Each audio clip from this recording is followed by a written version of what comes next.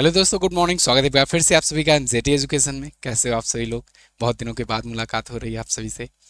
आज है 9 नवंबर और आज की वीडियो में, वैसे तो आज संडे है, आज वीकली होना चाहिए था, लेकिन करंट अफेयर को हम लोग कवर करेंगे आज। गला भी थोड़ा सा बैठा हुआ है, तबीयत खराब थी बीच में, आपने देखा। तो तबीयत खराब होने की वजह से उसका साइड इफेक्ट कर लो या जो भी हुआ, गला बैठ गया, इस वजह से कल वीडियो नहीं बन पाई। लेकिन अब धीरे धीरे कोशिश करेंगे, धीरे धीरे ये आपको पढ़ाने का। ज़्यादा चिल्लाएंगे नहीं, तो आप लोग कोशिश कीजिएगा समझने का। डिटेल करंट अफेयर होने वाली है, अच्छे अच्छे क्वेश्चन आए हैं, एंड तक आपको देखना है, ठीक है। शुरुआत करेंगे सबसे पहले हम लोग कल के रिवीजन का। लास्ट डे जो हम लोगों ने पढ़ा था उसका रिवीजन पहले कर लेते हैं। 15 क्वेश्चन हम लोगों ने पढ़े थे। तो आईसीसी महिला वनडे विश्व कप हम लोगों ने देखा था कि किसने जीत लिया। भारत ने जीता, दक्षिण अफ्रीका को हरा करके जीता था। विश्व सुनामी जागरूकता दिवस 5 नवंबर को मनाया गया। Be tsunami ready, invest in tsunami preparedness, ये इसकी थीम थी। और यूनेस्को के द्वारा रचनात्मक पाक कला की शहर या कहें सिटी ऑफ गैस्ट्रोनॉमी के रूप में लखनऊ भी शामिल हुआ है। और ये दूसरा शहर है भारत का। हैदराबाद इससे पहले शामिल हो चुका है। भारत ने 5 सालों के बाद चीनी आयात यानी कि चाइनीज इंपोर्ट्स पर जो बैन था वो हटा दिया है। अब चीनी इंपोर्ट हो पाएगा, ठीक है। स्वच्छता सर्वेक्षण की रिपोर्ट आई, इसमें सबसे गंदा शहर चुना गया है मदुरई को, तमिलनाडु का है। और इंदौर सबसे स्वच्छ शहर है। भारत में अपना पहला राजदूत नियुक्त किया है अफगानिस्तान तालिबान ने। दूतावास खोल रहा है। फरवरी 2026 में विशाखापत्तनम में भारत जो है 3 चीज़ों की मेज़बानी करेगा। अंतर्राष्ट्रीय बेड़ा समीक्षा की, अभ्यास मिलन की और हिंद महासागर नौसेना संगोष्ठी की। इसके अलावा 6 प्रतिष्ठित व्यक्तियों को भूपेन हजारिका पुरस्कार प्रदान किया गया असम गवर्नमेंट के द्वारा।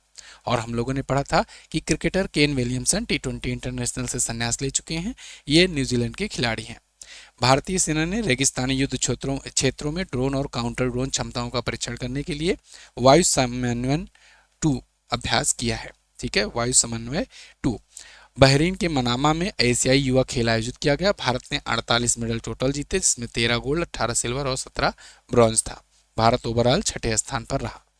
इसके अलावा हम लोगों ने पढ़ा था पीएम मोदी जो है ये छत्तीसगढ़ के राज्य स्थापना दिवस जो कि 1 नवंबर को था, उस पर राज्य में नए विधानसभा भवन का भी उद्घाटन किए। मालदीव दुनिया में पहली बार पीढ़ीगत धूम्रपान प्रतिबंध लागू करने वाला देश बना है। विश्वजीत सहाय रक्षा लेखा महानियंत्रक नियुक्त किए गए हैं। और 9 से 13 नवंबर 2025 के बीच 22वां वार्षिक राष्ट्रमंडल संसदीय संघ भारत क्षेत्र जोन 2 ये आयोजित किया जाएगा। कहाँ पर आयोजित होगा? नागालैंड में, ठीक है। इसका आंसर यहाँ पर आपको देखने को मिल जाएगा। क्लियर? अब ये तो रिवीजन वाला था, जो क्वेश्चन हम लोगों ने पढ़ रखा था। अब हम लोग आज की करंट अफेयर की बात करेंगे, लेकिन एक ज़रूरी बात, देखिए वीडियो कोर्स में बहुत सारे लोगों को प्रॉब्लम आ रही है। बहुत सारे क्या, लगभग सभी को प्रॉब्लम आ रही है कि उसमें वीडियो नहीं प्ले हो रहा है। कारण इसका ये है कि YouTube ने अपना एल्गोरिदम चेंज कर दिया है। YouTube जो है वो जो अपना वीडियो कोर्स या पेड बैच वालों के लिए जो देता था, API कह सकते हैं उसे, वो API अब चेंज कर दिया है। तो ये सिर्फ हमारे ऐप में नहीं प्रॉब्लम है, जितने जितने भी जो भी चैनल हैं जो जो वीडियो कोर्स पेड बैच देते थे और YouTube का API यूज करते थे, वो उन सभी में प्रॉब्लम आई हुई है। तो डेवलपर से बातचीत चल रही है, डेवलपर इस पर कोडिंग कर रहा है। जल्द ही ये समस्या ठीक होगी। ये सिर्फ आपके लिए नहीं है, ये सभी के लिए है, ठीक है। तो बिल्कुल हैरान होने की ज़रूरत नहीं है, आपको टेंशन नहीं लेना है। जल्द ही ये सॉर्ट आउट किया जाएगा। इसके लिए हम लोग दूसरा वीडियो प्लेयर वहाँ पर लगवाने की कोशिश कर रहे हैं, ठीक है।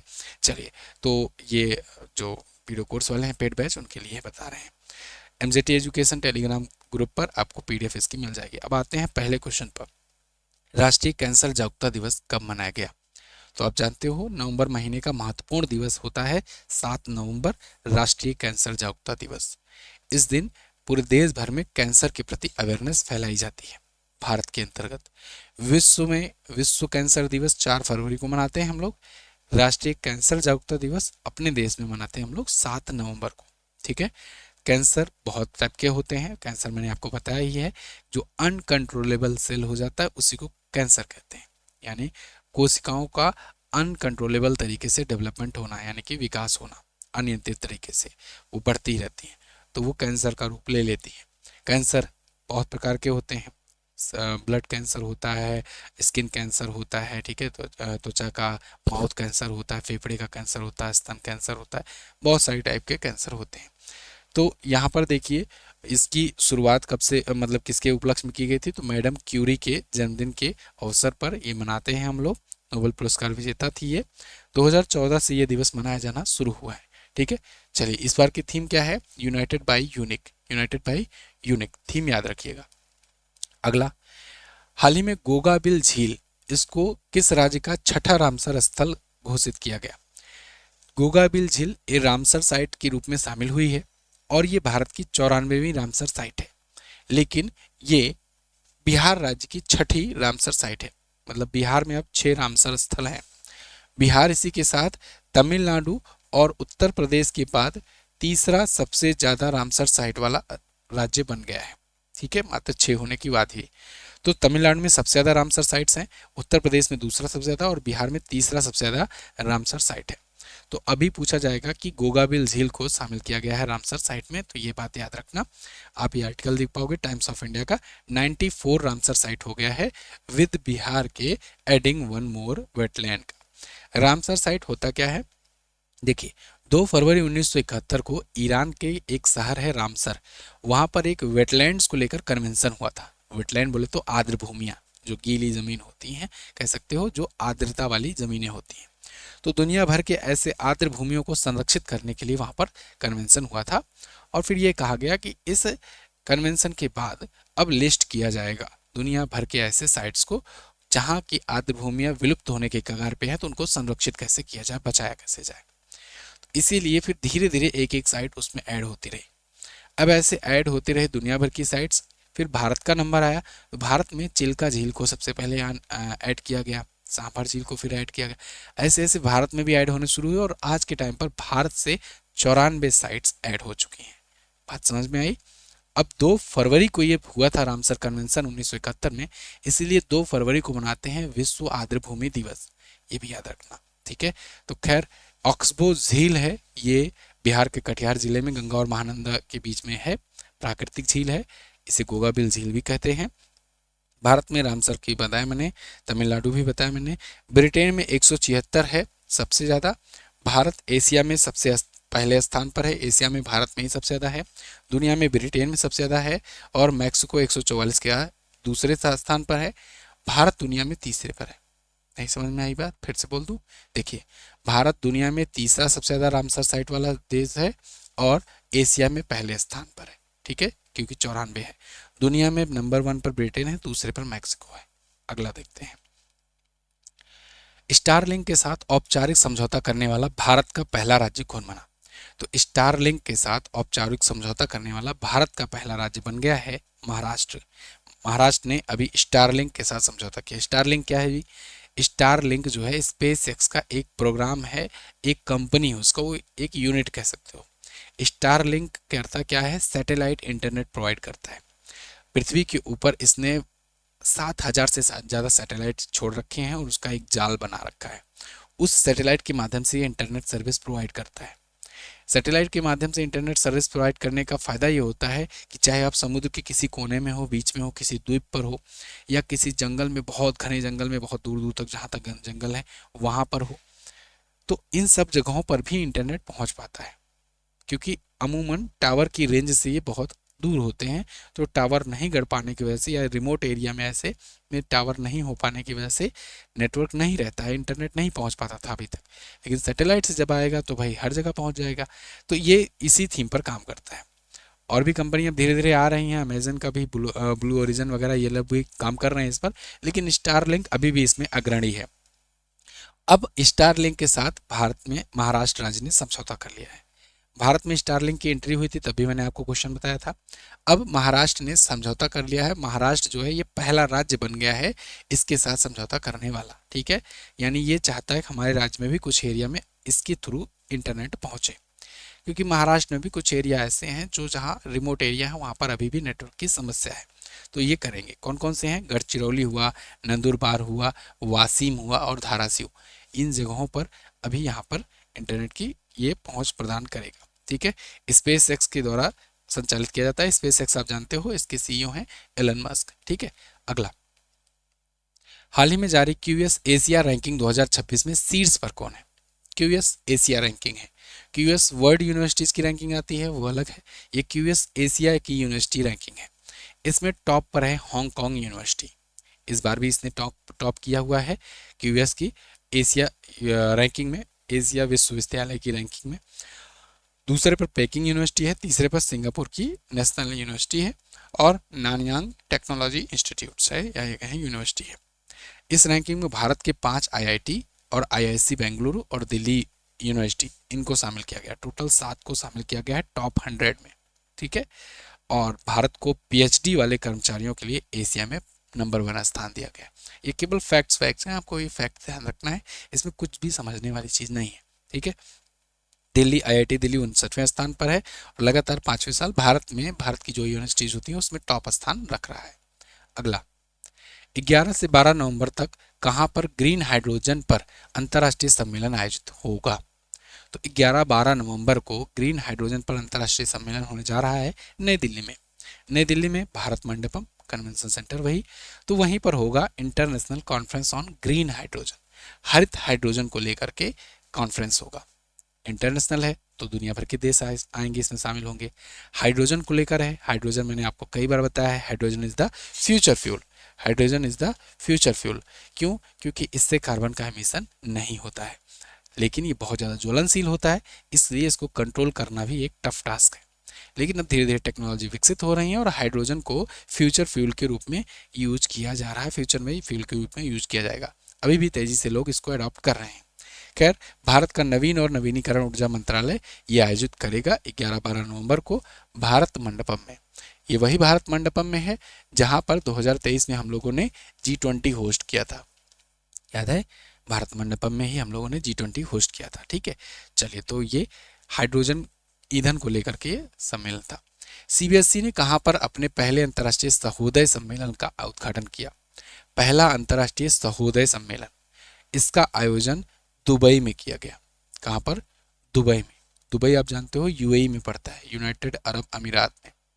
तो यूएई के दुबई में सीबीएसई ने अपना पहला अंतर्राष्ट्रीय सहोदय सम्मेलन आयोजित किया है, first international Sahodaya conference in Dubai. ठीक है जी, 4 और 5 नवंबर को। ये पहली बार है जब सीबीएसई इस प्रकार का आयोजन कर रहा है भारत के बाहर।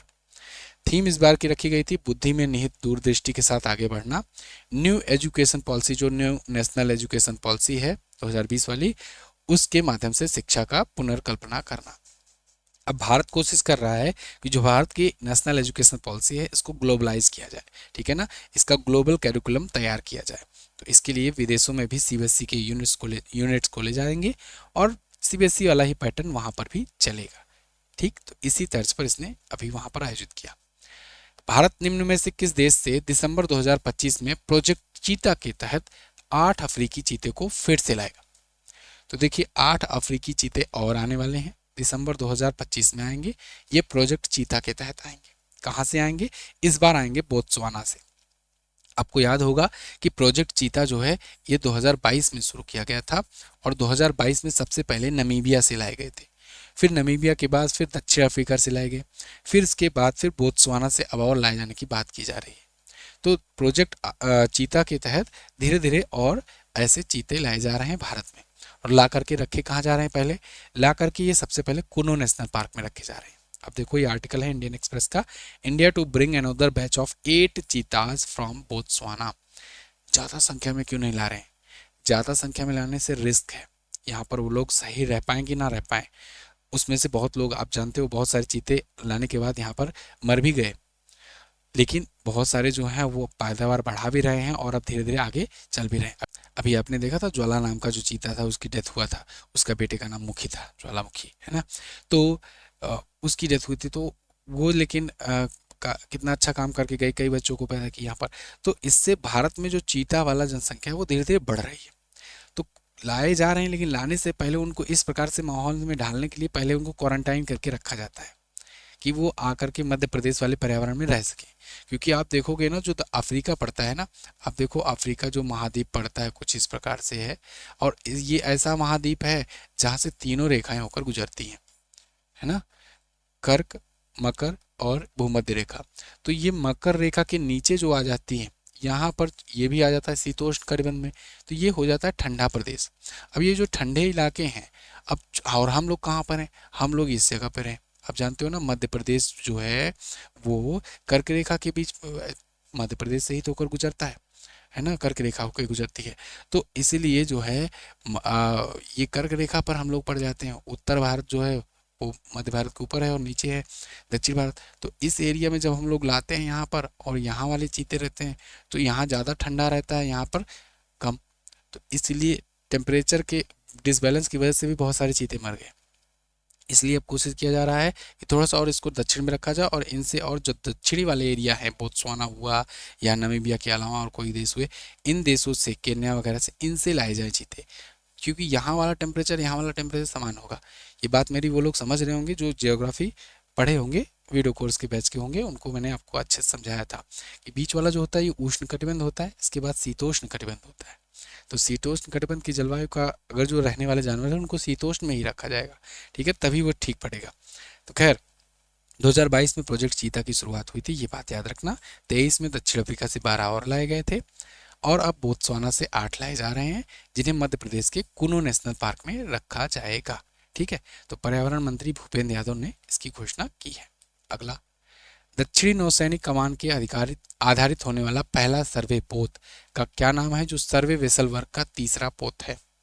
तो अभी भारतीय दक्षिणी नौसैनिक कमान में शामिल होने जा रहा है आईएनएस इच्छक। आईएनएस इच्छक जो है ये एक सर्वे वेसल है, सर्वे पोत है, और ये सर्वे वेसल अपने वर्ग का जो इंडिजीनियस जो भारत में बन रहा है उसका तीसरा है। तो तीसरा है आईएनएस इच्छक। इससे पहले 2 आए थे, कौन कौन से, आईएनएस निर्देशक और आईएनएस संधायक। तो ये के साथ अब इच्छक भी जुड़ जाएगा। तो ये एसवीएल श्रेणी का तीसरा पोत है। ठीक है जी, बना कौन रहा है, ये garden rich ship builders and engineers limited Kolkata में बन रहा है। इंडिजीनियस है, यानी पूर्णतः स्वदेशी है, ये बन रहा है जो। तो कोची नौसैन अड्डा में इसे 6 नवंबर को शामिल किया गया है। खूबियाँ क्या क्या हैं, तो ये हाइड्रोग्राफिक सर्वेक्षण कर सकता है, मतलब पानी के अंदर सर्वेक्षण करने में काम आएगा। आपदा के टाइम पर ये राहत पहुंचाने में काम आएगा, डिजास्टर रिलीफ में, और रणनीतिक समुद्री अभियानों में भी ये स्ट्रेटेजिकली काम आएगा। तो ये अभी शामिल किया गया भारतीय नौसेना में। आईएनएस लगा है मतलब इंडियन नेवल शिप है। अगला, दक्षिण अफ्रीका में इस साल होने वाले G20 शिखर सम्मेलन का किस देश ने बहिष्कार किया। ये एक बड़ी न्यूज़ निकल करके आ रही है।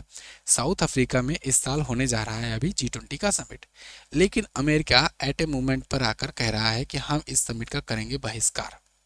पहले तो ये था भाई ट्रंप नहीं जाएंगे, जेडी वेंस जाएंगे उपराष्ट्रपति, लेकिन अब ये हो रहा है कि नहीं, वो भी नहीं जाएंगे, पूर्णतः ये बहिष्कार करेंगे। आर्टिकल देखिए बीबीसी का, US to boycott G20 in South Africa, Trump says. अभी 13 घंटे पहले की ये न्यूज है। तो ट्रंप ने कहा है कि हम बाइकआउट कर रहे हैं, हम इस समिट में हिस्सा नहीं लेंगे। क्यों नहीं लेंगे भाई, तो इनका ये कहना है, अमेरिकियों का ये कहना है कि वहाँ पर ब्लैक एंड व्हाइट वाला जो रेसिज्म है बहुत ज़्यादा हो रहा है। मतलब वहाँ पर जो व्हाइट लोग हैं, व्हाइट पीपुल हैं, जो श्वेत लोग हैं, उनको उनका अधिकार नहीं मिल रहा है, उनकी ज़मीनें हड़पी जा रही हैं, उनको उनके अधिकार नहीं मिल रहे हैं, उनका शोषण किया जा रहा है, और इस वजह से श्वेत किसानों की हत्या की जा रही है, और इस वजह से हम इसका विरोध करेंगे और इसका बहिष्कार करेंगे, इस सम्मेलन का पूरी तरीके से। जबकि दक्षिण अफ्रीका की सरकार का कहना है कि ये बेबुनियाद हैं ये सभी आरोप, इन आरोपों का हम खंडन करते हैं। फिलहाल हम लोग को मोटा मोटा फैक्ट से मतलब है कि G20 शिखर सम्मेलन इस बार होगा कहाँ, 22-23 नवंबर को जोहानसबर्ग दक्षिण अफ्रीका में होगा। ठीक है, तो जोहानसबर्ग आप जानते हो दक्षिण अफ्रीका की 3 कैपिटल में से एक कैपिटल है। तो 22-23 नवंबर को होगा, यानी कि बस 10 दिन बाद इसका आयोजन, 10-12 दिन बाद होने वाला है। थीम क्या है, सॉलिडेरिटी, इक्वालिटी एंड सस्टेनेबिलिटी, ये थीम भी याद रखना। बाकी G20 आप जानते हो अब G20 नहीं रहा, G21 हो गया है, क्योंकि 19 देश हैं और 2 इसमें संगठन हैं। कौन कौन से, एक तो है यूरोपियन यूनियन और एक है अफ्रीकन यूनियन। आपसे पूछा जाएगा कि भाई अफ्रीकन यूनियन कब जुड़ा, तो आप बताना कि अफ्रीकन यूनियन जो है ये जुड़ा है G20, यहाँ लिख दो, अफ्रीकन यूनियन ये जुड़ा है कब, 2023 में जुड़ा, जब भारत मेजबानी कर रहा था तब। ठीक है ना, तो अफ्रीकन यूनियन में अफ्रीका के देश हैं, यूरोपियन यूनियन में यूरोप के बहुत देश हैं, आप जानते हो यूरोपियन यूनियन को, और 19 देश, ये टोटल मिल करके G20 बनते हैं, और ये G20 कायदे से अब G21 कहा जाना चाहिए। क्लियर। अगला, 9 नवंबर सन 2025 को किस राज्य ने अपना 25वां स्थापना दिवस मनाया, तो 25वां स्थापना दिवस ये मनाया गया उत्तराखंड का। उत्तराखंड ने अपना 9 नवंबर को 25वां स्थापना दिवस मनाया। और जब 25 होता है तो सिल्वर जुबली मनाते हैं, 50 साल हो जाते हैं किसी चीज़ का तो गोल्डन जुबली मनाते हैं, 75 साल हो जाते हैं तो डायमंड जुबली मनाते हैं। ठीक है, तो ऐसे होता है। तो इस बार जो है सिल्वर जुबली इसका था उत्तराखंड का, क्योंकि 9 नवंबर सन 2000 को यह स्थापित हुआ था। आपको मैंने बहुत बार बताया है कि 9 नवंबर सन 2000 को 13 जिलों के साथ उत्तरांचल बना था। उत्तर प्रदेश से 13 जिले लेकर के उत्तरांचल बना था। उत्तरांचल का नाम 2007 में बदलकर उत्तराखंड कर दिया गया। तो आपसे ये भी पूछा जा सकता है कि उत्तराखंड का पुराना नाम क्या था, तो उत्तरांचल था, 2007 में बदला गया। और उत्तराखंड 27वां राज्य बना था 9 नवंबर को। उससे पहले 1 नवंबर को छत्तीसगढ़ अलग हुआ था सन 2000 में ही, तो छत्तीसगढ़ 26वां बना था, उत्तरांचल या कहें उत्तराखंड 27वां बना था। फिर 28वां झारखंड बना 15 नवंबर को बिरसा मुंडा जी की जयंती पर। ठीक है, अभी इसी से 6 दिन बाद यानी कि 15 नवंबर सन 2000 को। तो ये 3 राज्य 15 दिन के अंदर अलग हुए थे। झारखंड बिहार से अलग हुआ था, उत्तराखंड उत्तर प्रदेश से अलग हुआ था और छत्तीसगढ़ मध्य प्रदेश से अलग हुआ था। ठीक है जी। फिर उसके बाद 2 जून 2014 को जाकर तेलंगाना आंध्र प्रदेश से अलग हुआ और उसके बाद फिर 5 अगस्त को आप जानते हो 2019 में जम्मू कश्मीर और लद्दाख को क्या किया गया, यूनियन टेरिटरी बनाया गया था। चलिए खैर, तो ये थे आज के दिन के टॉप 10 करंट अफेयर क्वेश्चन। अब मैं आ गया हूँ दोबारा से, धीरे धीरे गला भी ठीक हो जाएगा और आपको बेहतरीन करंट अफेयर मिलना शुरू हो जाएगा। ठीक है जी, तो वीडियो को लाइक कर दीजिए, इस वीडियो को शेयर कर दीजिए। और कल मैंने आपसे क्वेश्चन पूछा था साइबर बोप पहल किसने शुरू की थी, तो महाराष्ट्र ने। इसके अलावा 1 नवंबर 1956 को किसकी स्थापना नहीं हुई थी, तो देखिए किस राज्य की स्थापना 1 नवंबर 1956 को नहीं हुई थी, तो पंजाब की स्थापना नहीं हुई थी। ठीक है, राज्य पुनर्गठन जो भाषाई आधार किया गया था तो उस टाइम पर नहीं किया गया था। आज आपको क्या बताना है, आईसीसी महिला वनडे विश्व कप में प्लेयर ऑफ द टूर्नामेंट कौन चुना गया था। बहुत इंपॉर्टेंट क्वेश्चन है, बताना है आपको। भारत ने इस बार जीता हुआ है। एशियाई युवा खेल 2025 में भारत मेडल टेबल में किस स्थान पर रहा। तो दोनों क्वेश्चंस के बारे में आपको जो भी पता हो डिटेल में जरूर आंसर करना। थैंक यू सो मच यहाँ तक वीडियो देखने के लिए। मैं मिलूंगा आपसे अगली वीडियो में, तब तक के लिए नमस्कार, जय हिंद, वंदे मातरम।